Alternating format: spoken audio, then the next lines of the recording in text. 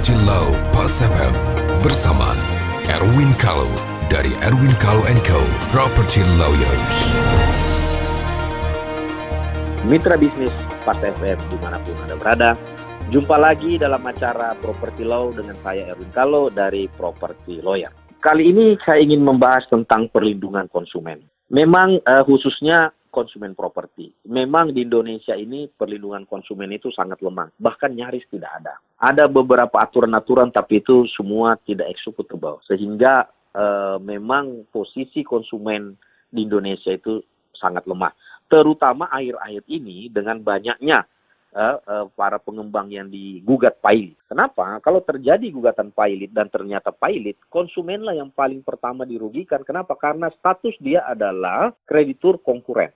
Kreditur yang terakhir dibagi uangnya kalau ada, ya, sehingga sudah pasti rugi.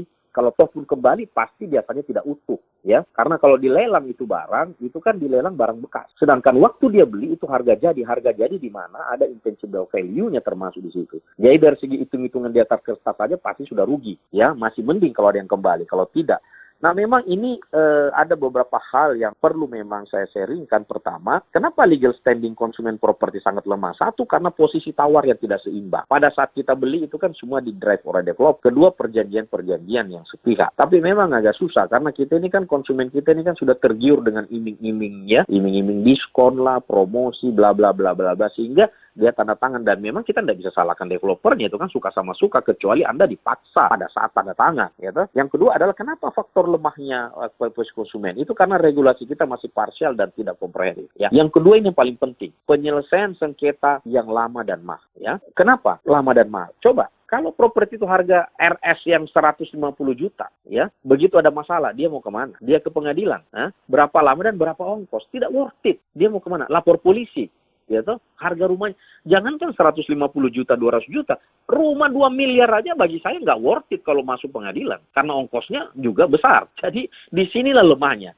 Nah, katanya yang ketiga ada lembaga penyelesaian kayak BPSK. Percuma, BPSK itu tidak executable, cuma perdamaian. Ya, kalau tidak suka ya tidak jadi juga, tidak bisa dieksekusi putusan itu. Nah, inilah dia yang saya maksud, ya, tidak executable. Ini yang penyebabnya. Nah, solusinya apa?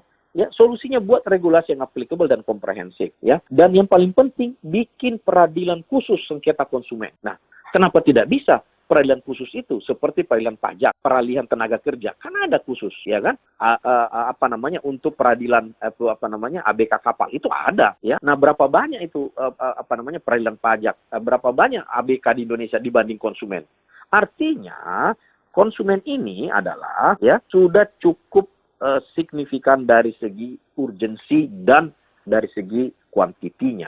Sehingga memang diperlukan ada peradilan khusus peradilan konsumen. Sehingga apa? Cepat, murah, sederhana. Karena kesengketa konsumen itu sederhana, tidak perlu pembuktian macam-macam. Dia beli, uangnya tidak kembali, barangnya tidak ada, jadi tidak perlu.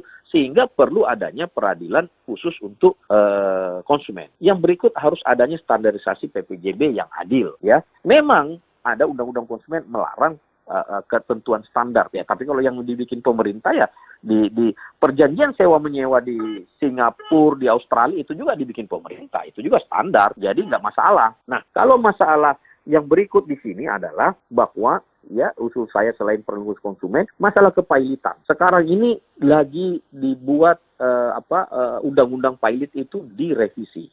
Yang usul saya adalah, ya, status daripada konsumen properti itu bukan lagi menjadi kreditur konkuren, tapi kreditur preferen yang didahulukan, ya. Yang selama ini kan dulu tenaga kerja tidak, sekarang menjadi preferen karena HAM. Oke, nah sekarang masih preferen kontraktor. Kontraktor dengan konsumen, saya lebih memilih konsumen. Kenapa? Karena yang membangun itu uang konsumen, bukan uang kontraktor. Kecuali dia memakai sistem turnkey project. Nah, itu uang dia, tapi kan jarak. Ya, kalau progress payment itu kan dia ada uang konsumen. Sehingga status konsumen ini harus ditingkatkan menjadi kreditur konkuren. Demikian, mitra bisnis, hanya sekedar sharing.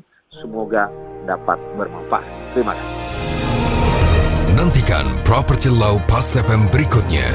Bila Anda memiliki pertanyaan Property Law, email ke redaksi@pasfm.com. Redaksi@pasfm.com.